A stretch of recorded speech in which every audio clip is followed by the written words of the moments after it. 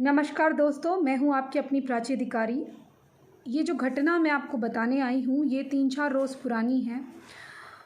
मैं इस घटना को इसलिए बता रही हूं क्योंकि हो सकता है आप में से कई लोगों ने सुना ना हो और ये नेशनल मीडिया की सुर्खियों में नहीं आई। हालांकि कुछ स्टेट मीडिया या कुछ स्थानीय चैनल जो थे, उन्होंने यूट्यूब के माध्यम से या कुछ अपने लोकल चैनल के माध्यम से इसको चलाया। ये पूर्णिया ज़िले की घटना है। बिहार में पूर्णिया ज़िला पड़ता है, उसमें खाबड़ा पंचायत है और वहाँ एक मजवा गांव है। बियासी थाना के अंतर्गत आता है उस क्षेत्र के। तो वहाँ पर जो हमारे वाल्मीकि हिंदू हैं, जिन्हें सरकारी लैंग्वेज में महादलित कहा जाता है, क्योंकि हमारे लिए तो भाई वो हिंदू हैं और गरीब हिंदू हैं। ये कह सकते हैं कि हम गरीब अमीर हिंदू, बस यही कह सकते हैं, क्योंकि इससे ज़्यादा तो मुझे नहीं लगता कि सनातनियों की कोई पहचान होनी चाहिए। कोई अमीर है, कोई गरीब है, यही होता है। लेकिन जो सरकारी और जो मुग़लों के द्वारा खेल करा गया, जो अंग्रेज़ों द्वारा एक कास्ट का सिस्टम लाया गया, स्पेन या पुर्तगाल लैटिन भाषाओं से कास्टे यानी कास्ट सिस्टम उतारा गया भारत में, जिसकी देन आज हम लोग सब भुगत रहे हैं। क्योंकि हम अपने आप को अलग अलग मानते हैं। कोई अपने आप को बहुत ऊंचा मानता है तो कोई अपने आप को छोटा समझ के उनके अत्याचारों का शिकार हो जाता है। मानसिक अत्याचार बोलिए या वैसा शोषण बोलिए। तो आज ये हमारे भाइयों के साथ क्या हुआ है, ये जो सरकारी लैंग्वेज के हिसाब से जो महादलित जिन्हें बोला जाता है, हमारे हिंदू जो हैं वाल्मीकि, इनके साथ हुआ क्या है। एक रिजवी, इलियास और शाकिब नाम के 3 आदमी हैं। इनका ये कहना है, जब इन पे अटैक करते हैं, ये 2015 से ये लोग करे जा रहे हैं। वैसे तो ये बहुत पुराने से वहाँ चल रहा है, 10-15 साल से 12 साल से वहाँ चल रहा है कि तुम्हारी वजह से यहाँ से चले जाओ, तुम्हारी वजह से हमारे रिश्तेदार यहाँ नहीं आ पाते, तुम्हारी वजह से, तुम दलितों की वजह से, तुम दलितों के कारण हमारे रिश्तेदार नहीं आते। मतलब मैं आगे वो शब्द नहीं बोलना चाहती हूँ, आप खुद समझिए कि इन्होंने ये क्या कहते हैं। और वैसे ये जय मीम और जय भीम के नारे लगाते हैं। और बड़ा दुख होता है जब इस प्रकार के मैं वीडियो सुनती हूँ या देखती हूँ। वहाँ पर कुछ तो नकली आईडी हैं, मुझे पता है कि 90% नकली आईडी होती हैं, लेकिन उन्हीं के भड़कावे में हमारे हिंदू आए होते हैं। ये जो नकली वाले हैं ना, इस्लामाबाद गैंग, और जो उत्तर प्रदेश में बैठ के भी इस्लामाबाद गैंग है, और जो हैदराबाद में बैठा है उसमें भी गैंग है।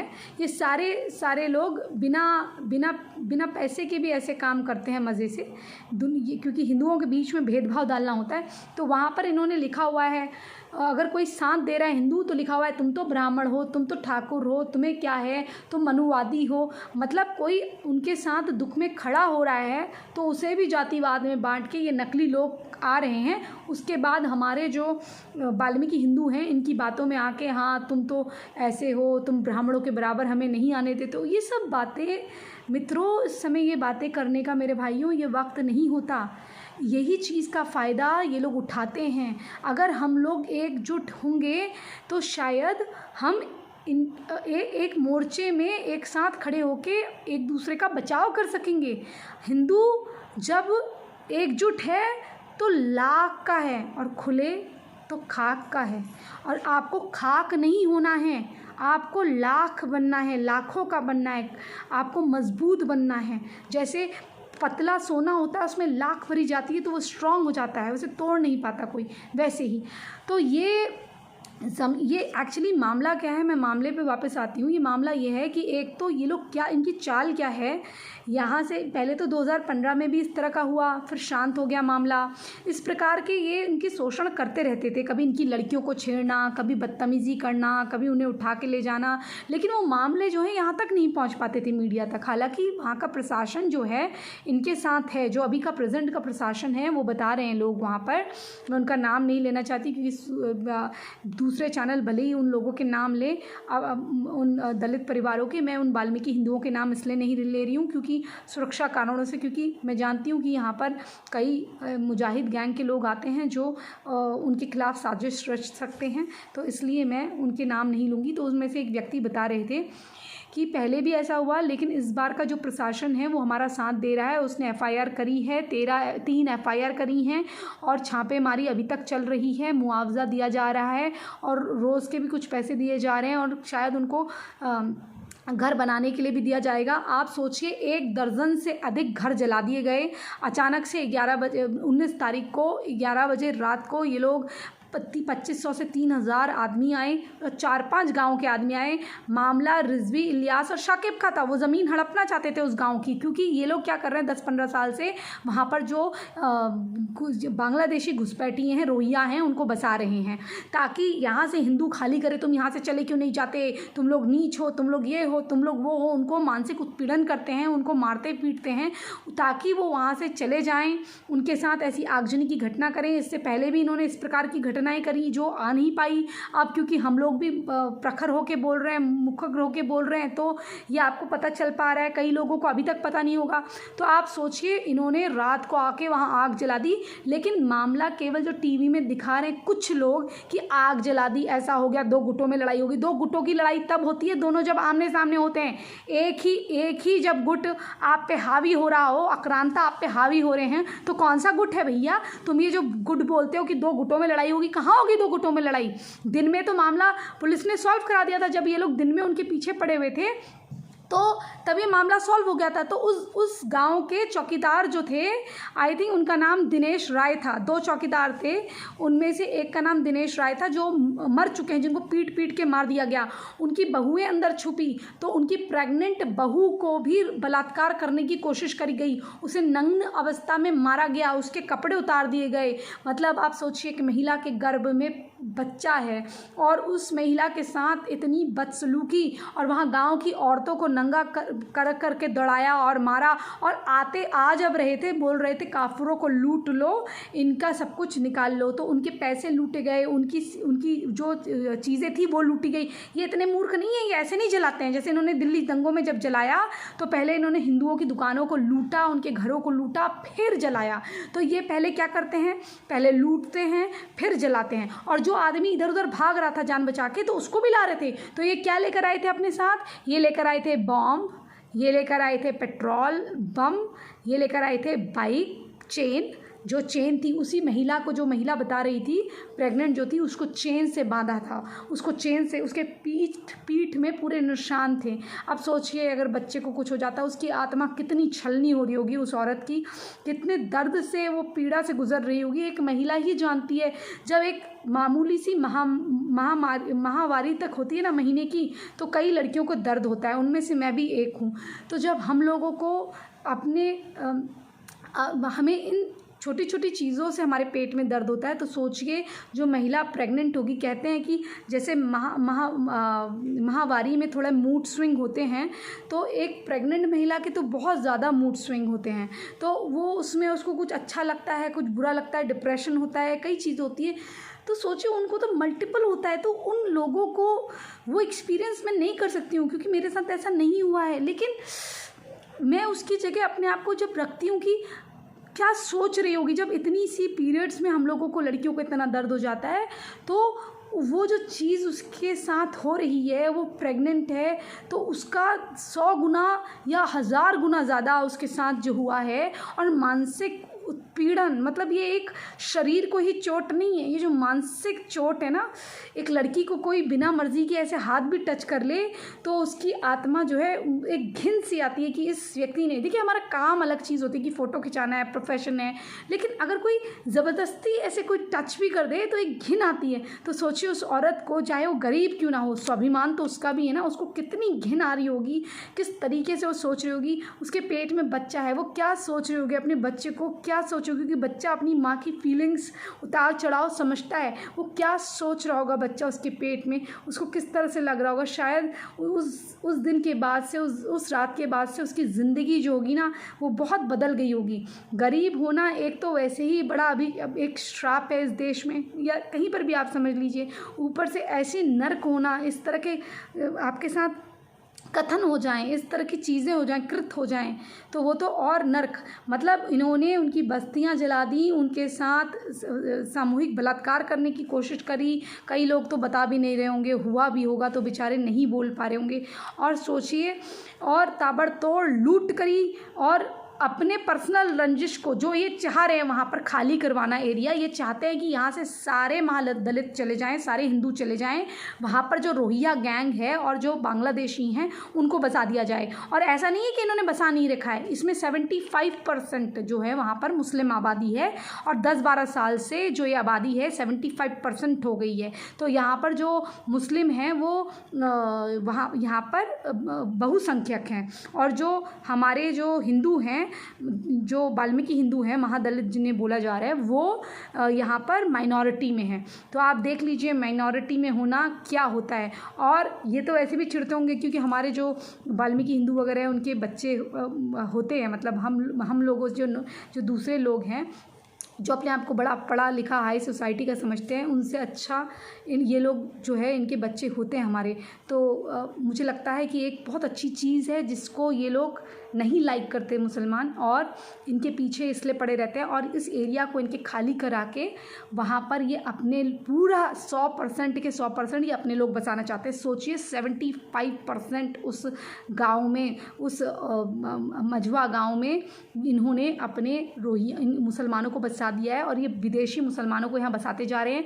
और वो कह रहे हैं कि 4-5 गाँव के मुसलमान इकट्ठा करके लेकर आए थे, उनको भड़का के क्या लेकर आए होंगे, दीन के नाम पे मार दिया होगा। ये तो हिंदू हमारे समझते नहीं है ना, मैं इतने दिनों से समझा रही हूँ।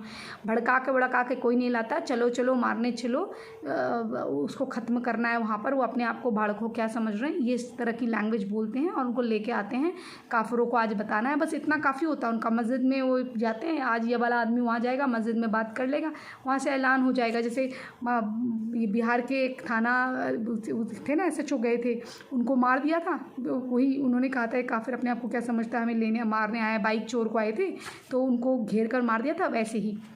तो आप सोचिए, इतनी हिम्मत हो गई कि विदेशी मुसलमान हमारी धरती पे आके हमारे लोगों को मार रहे हैं। मेजॉरिटी और माइनॉरिटी तो एक अलग चीज़ है। अब आप सोच लीजिए कि आप किस हालात से गुज़र रहे हैं। अब मैं आपको एक सॉल्यूशन देने जा रही हूँ, ध्यान से सुनिएगा, क्योंकि मेरे दिमाग में एक बहुत अच्छी चीज़ आई। आप कह रहे हैं कि बॉम्ब लेकर आए, पेट्रोल लेकर आए, बहुत सारी चीज़ें लेकर आए, तो मैं मानती हूँ आप गरीब हैं, लेकिन आपको भी ये समझना चाहिए कि आपको भी दूसरे गांव के जो दलित युवक हैं, या जो वाल्मीकि हिंदू और जो अपने आप को मूल निवासी कहते हैं, उन भाइयों से भी मैं कहती हूँ, तुम्हारा मूल निवास किस दिन काम आएगा। जो जहर के तुम बाण चलाते थे, जिस कारण से महाराणा प्रताप की भी तुम मदद किया करते थे, उनकी मिलिट्री में उनका साथ दिया करते थे, मतलब उनके साथ युद्ध लड़ने के लिए अकबर के खिलाफ तुम साथ दिया करते थे मेरे भाइयों, वो पुरुषार्थ और वो छात्रवत कहाँ चला गया है। ये जो दलित शब्द तुमने जोड़ लिया, जो शास्त्रों में नहीं लिखा, कहीं लिखा गया नहीं है, जो अंग्रेज़ों और मुसलमानों द्वारा लाया गया है, जो हमारे दिमागों में फीड करा गया कि तुम ऊंचे स्वर्ण हो गए, अच्छा स्वर्ण हो गए भैया, गोल्ड के बने हुए हैं हम तो, वाह, और ये दलित हो गए, ये नीचे हो गए। भैया मुझे तो नहीं दिखता कोई नीचे। थोड़ी अपनी सोच बढ़ाओ। थी मैं मानती हूँ कि लोगों को अभी बदलने में टाइम लगेगा, लेकिन युवा पीढ़ी हम जैसी सब बदल चुकी है। और प्लीज़ ये जो तुम्हारी जो पुरानी चीज़ें हैं, जो धनुष बाण हैं, ये कहाँ है तुम्हारे। और दूसरी चीज़, अब थोड़े आधुनिक भी बनो। मैं गांव के युवकों से कहना चाहती हूँ, भाइयों ये आज का नहीं हो रहा है, ये 2015 से हो रहा है, और पुलिस यहाँ पर इनका साथ दे रही है। जो हमारे महादलित हैं, मतलब जो वाल्मीकि हिंदू हैं, इनका पुलिस साथ दे रही है, पुलिस ने इनका साथ दिया है और प्रशासन ने इनकी पूरी मदद करी है। लेकिन वहाँ का जो विधायक है 82 का, सैयद रुकपुद्दीन, वो कहता है कि इनको दलितों को कहीं और बसा दिया जाता ना तो ज़्यादा अच्छा होता। ये गलती प्रशासन की है जो इनको बसाया नहीं, इनको गलत जगह बसा रखा है, मतलब इनका गांव चेंज कर दो। आप समझ रहे हैं ये इसका नाम। और तेजस्वी यादव, जब भारतीय जनता पार्टी और VHP ने कहा कि इस मुद्दे में बड़ा गंदा ये सांप्रदायिक दंगा हुआ है। अब सांप्रदायिक दंगा तो है भैया, इसमें एक ही पार्टी हावी हो रही है और मार खाने वाला हिंदू वाल्मीकि है, या आप महादलित जिन्हें बोल रहे हैं वो हैं। तो मार खाने वाला महादलित हिंदू और मारने वाला मोमिन मुसलमान, तो आप क्या कहेंगे इसको। आप क्यों कह रहे हैं 2 गुट 2 गुट? 2 गुट है कहाँ? 2 गुट तो तब है ना कि आपने डंडा उठाया, मैंने डंडा उठाया, तब डंडा है। जब भारतीय जनता पार्टी और वीएचपी ये पूछ रही है तो अभी आके कुछ गुर्गे यहाँ पर बोलने लग जाएंगे, तुम उसकी एजेंट हो, तुम उसकी एजेंट हो। मैं देश की एजेंट हूँ, मेरे लोगों की एजेंट हूँ, मुझे वो रहने दो, मैं अपने लोगों के लिए बोल रही हूँ। और मैं तो ये बोल रही हूँ कि सरकार को ऐसी जगह पे आर्मी लानी चाहिए और इनको पिछवाड़े में लात मार के, ये जो यहाँ पर दल्ले मुल्ले बैठे हुए हैं, इनको आग लगा के इनको मार देना चाहिए गोलियों से। जलियांवाला कांड जैसे होता है ना, इनको वैसे मारना चाहिए, क्योंकि हमारे देश में घुस के हमारे देश के लोगों को मार रहे हैं। और ये जो यहाँ पर रह गए हैं, जो किराएदार, ये जो ज़मीनों पे कब्जा कर रहे हैं, सरकारी ज़मीनों, सरकारी भूखंडों में कब्जा करने की इनकी साजिश हो रही है कि ऐसे ये हिंदुओं को वहाँ से भगा देंगे और जो सरकारी ज़मीनें हैं उनमें इन रोहिंग्याओं को, इन बांग्लादेशियों को बसाते रहेंगे। फिर वहाँ से जैसे रगबुद्दीन चुना गया है मेजॉरिटी का, अब ये भी 10-15 साल पहले, 20 साल पहले आया होगा कहीं बांग्लादेश वगैरह से, ये भी यहाँ का है कि नहीं पता नहीं, क्योंकि ऐसे ये चुनाव लड़ रहे हैं। एक पाकिस्तान से आया था ना, वो कांग्रेस, अभी पकड़ा गया था कुछ दिनों पहले, कांग्रेस पार्टी ने उसे बुलाया था, वो वहाँ किसी का मर्डर करके वहाँ छुपा हुआ था। वो जब प्रधानमंत्री के रैली में बम फटा था तो उसमें भी वो शामिल था, तो उसको पाकिस्तान में बसा दिया गया था। वहाँ उसने शादी और बच्चे भी कर लिए थे, शादी हो गई थी और बच्चे भी हो गए थे उतने दिन में उसके। तो यहाँ वो पर्चा भरने आया हुआ था बिहार में। आप सोचो, बिहार में पर्चा भरने आया हुआ था या कहीं तो पर्चा भरने बिहार में आया था पर्चा भरने, वहाँ से फिर वो पंजाब भागा है, उसको फिर पकड़ा गया है। तो आप ये सोचिए कितना बड़ा षड्यंत्र ये देश में रचा जा रहा है कि हमारे देश के हिंदुओं को ही उनकी ज़मीनों से हटा के सरकारी ज़मीनों पर इन बांग्लादेशी रोहिंग्याओं को बसाया जाए, और या फिर मतलब इनसे ये घृणा करते हैं और फिर जय भीम के नारे लगाते हैं। और वहाँ से तेजस्वी यादव और रावण की भीम आर्मी कह रही है। एक तरफ तो एक चैनल कह रहा है कि, इसमें मैं थोड़ा कंफ्यूज हूँ, क्योंकि एक चैनल ये कह रहा है कि भीम आर्मी ने कहा है कि आरोप लगाया है कि मुसलमानों ने दंगे करे, लेकिन सेम टाइम में तेजस्वी यादव और रावण वाले आर्मी ये कह रही है कि इसको सांप्रदायिक दंगे न बताया जाए। तो मैं पूछना चाहती हूँ तेजस्वी 5वीं फेल मुख्यमंत्री, पूर्व मुख्यमंत्री, तुम ये बताओ ये कौन से हैं? सांप्रदायिक नहीं है तो कौन से दंगे हैं ये? वो ये कह रहे हैं कि तुम दलितों के कारण हमारे रिश्तेदार यहाँ नहीं आते, ये जगह खाली करो, यहाँ 75% मुसलमान है, हमारे लोग यहाँ बसेंगे, मतलब ये हटे यहाँ से तो वो बसें। तो ये क्या सांप्रदायिक नहीं है? ये क्या ये अभी तक तुम भाईचारा करोगे? और रावण, मुझे तो नहीं मालूम भैया, कोई कहता है तुम्हारा नाम रियाज सिद्दीकी है, नवाजुद्दीन सिद्दीकी है, तुम्हारा क्या नाम है भाई? मुझे नहीं मालूम है। कोई कहता है तुम प्रधान के लड़के हो, कोई कहीं का प्रधान है, वो तुम्हें निवास सिद्दीकी या कुछ तुम्हारा नाम बोलता है, कोई कहता है कि तुम किसी मुस्लिम प्रधान के लड़के हो और वो तुम्हें बैकअप करता है। भैया अगर ये जानकारी सही है तो तुम क्यों हिंदुओं की आंखों में धूल झोंक के हमारे वाल्मीकि हिंदुओं को अलग करके बैठे हुए हो? अरे भैया बुद्धिस्ट भी हैं तो हमारे हैं ना भाई। गौतम बुद्ध ने ये थोड़ा कहा कि मैंने हिंदू धर्म छोड़ दिया है, उन्होंने पूजा पद्धति का तरीका थोड़ा सा चेंज करा था, बोलते संस्कृति थे, बोलते हमारी ही लैंग्वेज थे, बुद्धम शरणम गच्छामि, ये क्या है? ये भी तो संस्कृति है। तो तुम लोग क्यों इस प्रकार से हरकतें कर रहे हो ताकि हमारे लोग जो है खंड खंड हो जाएं? हैं, सिखों को अलग भिड़ा रखा है, बौद्ध को अलग भिड़ा रखा है, जैन को अलग भिड़ा देंगे, ऐसा तोड़ तोड़ के। तुम्हें पता नहीं इनकी चाल क्या है। ये ऐसा ही क्रिश्चियन के साथ करते हैं, कहते हैं क्रिश्चियन के जीसस अस्सलाम हैं, लेकिन आपने देखा होगा टर्की में इन्होंने एक बड़ा चर्च जो है वो मॉस्क में बदल दिया, यानी कि मस्जिद में बदल दिया। अगर जीसस इनके अस्सलाम वो होते, जीसस अस्सलाम होते, यानी कि जीसस इनके मैसेंजर होते, तो या जीसस के लोगों के साथ ऐसे करते? रोम को रोमानिया बना दिया है, कितनी जगहों को इन्होंने बदल दिया। ऐसे नहीं बदला है, ये ऐसे झांसा देते हैं। उनको बोलते हैं कि वो काफिर है, चाइना वालों को बोलेंगे अमेरिका काफिर है, अमेरिका वालों को बोलेंगे इंडिया काफिर है, इंडिया वालों को बोलेंगे शिया काफिर है, उनको बोलेंगे इज़राइल काफिर है, इज़राइल को बोलेंगे शिया काफिर है। ऐसे करते करते काटते मारते रहते हैं, लेकिन इज़राइलियों को इनकी औकात अच्छी तरह से पता है। इसलिए तुम सुधर जाओ, हमारे लोगों को अलग करने का मत सोचो। और अब मैं एक जो बात बताने चाह रही हूँ जो बीच में रह गई थी, आप जैसे मान लीजिए आप अलग अलग जो आपके आसपास के गांव हैं उन गांवों से कांटेक्ट करिए और उनमें अपने गुट बनाइए, संगठन बनाइए। संगठनों में जैसे कुछ लड़के हों जो युवा हों और महिलाएं हों, वो ट्रेंड हों और वो दिन में जो वहाँ रहते हों वहाँ की अपने एरिया की रखवाली करें और फ़ोन कांटेक्ट साथ में हो। अगर कोई भी ऐसी चीज़ होती है दंगा फसाद, तो आप भी इनके ऊपर पेट्रोल की छिड़काव करें। जब छिड़काव करेंगे पेट्रोल का, ऊपर से करिए, अपने घरों की छतों से करिए छिड़काव। जब आप ऊपर से छिड़काव करेंगे और इधर से भी ना जाने दें और उधर से भी ना जाने दें, इन पे छिड़काव करें। छिड़काव करने के बाद इनके ऊपर सिलेंडर छोड़ दें आप। उसके बाद जो होगा वो देखा जाएगा, क्योंकि ये बहुत ज़रूरी है आपके लिए। कोई कानून ये नहीं कहता है कि आप अपने आप को नहीं बचा सकते हैं। अपने आप को बचाना बहुत इम्पॉर्टेंट है, वरना आपका अस्तित्व खतरे में है। आप ये समझ लीजिए, पुलिस और प्रशासन जो करेगा करेगा, लेकिन आपके जैसे चौकीदार को मार दिया, पीट पीट के चौकीदार को मार दिया, उसकी बहू अंदर छुपी तो उसको बलात्कार करने की कोशिश करी, ये भी नहीं देखा उसके पेट में बच्चा है। मतलब बाहर से आइए रोहिया, दलिद्र, गंवार, हरामी, मतलब इनकी शक्लें देखो, इतने गंदे, ये घिनौने, बदबूदार, जुम्मे के जुम्मे नहाने वाले ये लोग आके हमारे लोगों को मार रहे हैं। इतनी हिम्मत है इनकी। तो मैं आपसे कहती हूँ कि आप संगठित होकर दूसरे गांव में केवल वाल्मीकि हिंदू ही नहीं, दूसरे हिंदुओं को भी अपने साथ मिला के कांटेक्ट में रखिए। और जब आप अपने घरों में अपनी भी तैयारी रखिए, आप अपने घरों में भी नीचे तहखाने की जगह बनाइए। अपने घरों को एक कमरा खोद कर उसके अंदर भी जगह बनाइए, एक कमरा वहाँ भी बनाइए और वहाँ अपनी तैयारी रखिए। ये पेट्रोल लेकर आए तो आपके पास पेट्रोल नहीं था, ये कमी थी आपकी।